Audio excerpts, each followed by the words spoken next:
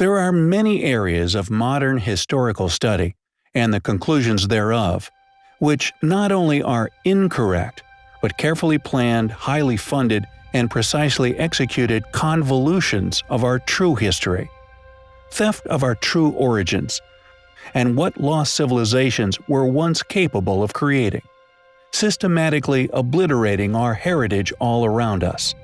Something the channel witnesses on a daily basis. There are many possible reasons for the motivation for such callous actions, yet all are ultimately found to have nefarious intentions, greed, power, control, and paradigm. With funded academics complicit in this destruction, there is now very little MH has not covered, investigated, or encountered regarding antiquarian subject matter. As such, is now utterly convinced the timeline for the history of humans is far larger, far greater, and far more spectacular than any religious, geological, archaeological, historical, or any other academically funded field or institute, who greatly profit from the propping up such continued misconceptions will ever willingly admit. It is up to all of us to remain thorns in the sides of institutional liars. The truth is out there, but one must be relentless in their pursuit of it. To those who fund the travesty, who publish the fallacy, is all a big game, a power play to preserve an already well-established deception. Yet as mentioned, these strategic moves are not only isolated to our modern era. In reality, they have always been a consequence of greedy, psychopathic, power-hungry individuals throughout the ages. Incredible, still unexplained sites, re-inhabited by our more recent ancestors, who strategically began to claim them as their work, with modern academics using a similar strategy for their own beneficial motives.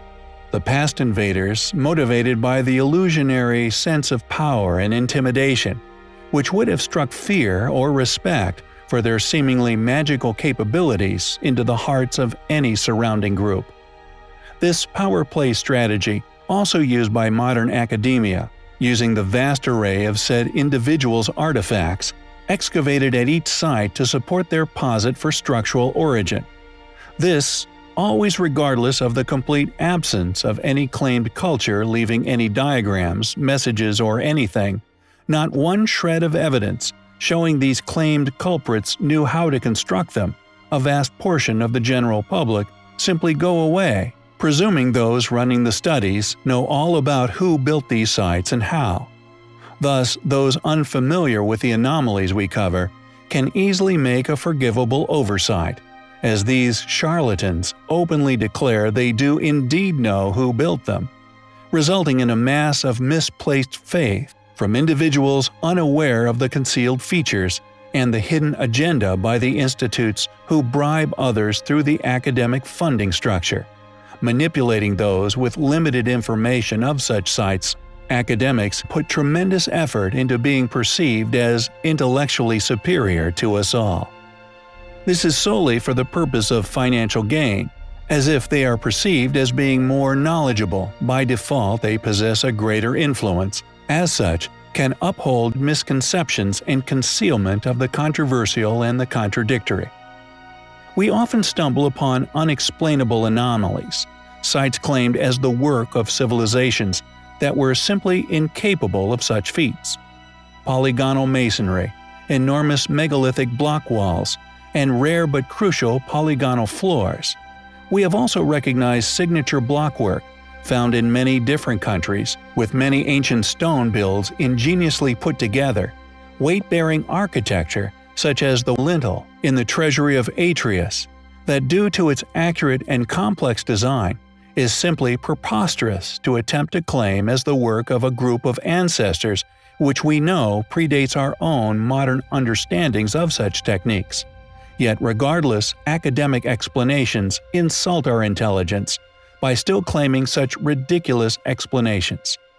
It seems that due to the fact that academia not only wants to continue to appear accurate and all-knowing in their explanations as to who built said structures, but also due to the clearly funded structure and the orchestrated efforts to conceal our past is also to possibly conceal realizations that could arise within one's ponderings from the exposure of the complete picture of inexplicable, technologically advanced ruins.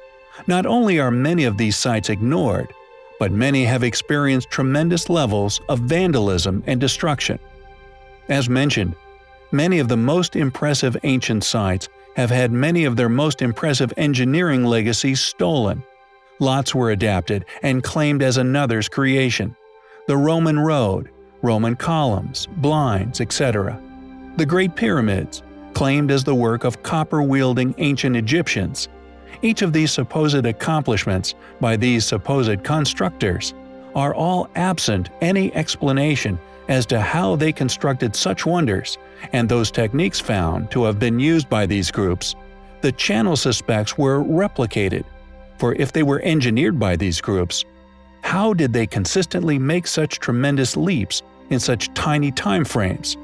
It seems highly illogical and convenient that these occurrences of rapid technological development have all been found to have occurred within or near these still unexplained ruins. This clearly seems to have been due to the fact that just as we don't know how they were constructed, neither did our distant ancestors. They would have undoubtedly looked upon such accomplishments with awe and respect, a reaction they eventually craved from their enemies and allies alike.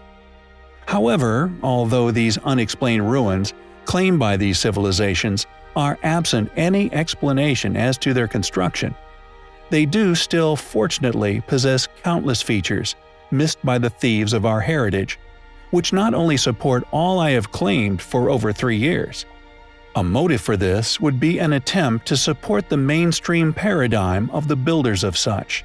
Yet it is nothing more than deceit, with modern movies involving these theaters merely an attempt to warp one's impression of their true purpose and origins. For example, Delphi in Greece, a site we have covered in the past, is one of the only sites we are aware of which still contains a near pristine picture of the building techniques once present at sites which contain ancient amphitheaters. Segesta is still another little-known, rarely shared temple ruin that, due to this continued propaganda regarding Roman responsibility, is merely overlooked, or rather dismissed and brushed under the rug, nothing more than another one of their many ancient ruins. However, the channel perceives such sites in a different light. Not only does it contain an amphitheater, one suspiciously robbed out of its stage stonework, but Delphi is clearly of a very similar age, with Delphi still displaying a polygonal stage floor. Yet at Segesta, a group of individuals, perhaps from a certain institute which shall not be named, who have for over a century been repeatedly reported as actively seeking out, buying, stealing, and eventually concealing many controversial artifacts. Yet the deliberate destruction of features, such as the stone at these sites, is beyond the pale. These structures have survived millennia until primitive beliefs poisoned our species to such an extent that they destroy the truth in favor of their fictional storybooks. The temple, although predictably now missing its roof, still contains features that not only fly in the face of academic teaching, but reinforces our conclusions of the sites having a far greater antiquity than the Greeks. And regardless of the attempts to destroy its advanced anomalies, advanced features are also found in the foundation blocks, out of reach of this group of morally deficient vigilantes. Protuberances. These enigmatic notches are a signature we have already identified previously as an enigmatic feature, a signature of a lost civilization, one which we call the polygonal civilization. Additionally, the incredible levels of pitting found upon the columns is clearly demonstrative of many eons of erosion. In a mainly temperate climate, this process of erosion would be considerably slower than that of a more abrasive or damp environment, making such erosion scars much slower to form, thus much older than what would witness in a location with far greater variation in seasonal conditions. Indicative of its unimaginable age is but another structure claimed to date from the Greek and Roman eras. Yet when the condition of said temple is compared to other structures known for a fact to have dated from the same supposed era, it clearly exposes not only academia's conspiracy, but that they are indeed remnants left by a now lost, highly advanced civilization. They are, undoubtedly, highly compelling.